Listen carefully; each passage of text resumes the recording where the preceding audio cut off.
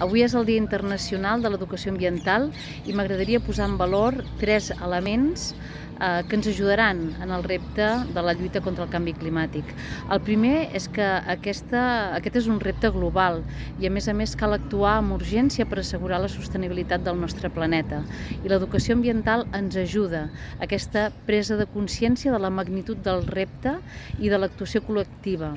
I aquest també és un segon element, que és prendre consciència i també que la societat s'impliqui en aquest canvi cultural en favor de la sostenibilitat. I finalment, aquest és també un repte des del qual actuem localment per transformar globalment.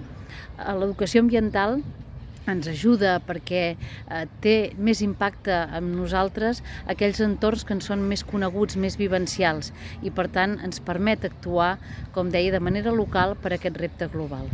Per tant, gràcies a tots aquells que des de l'educació ambiental ens ajudeu també en aquest camí, en aquest gran repte que tenim per endavant del canvi climàtic.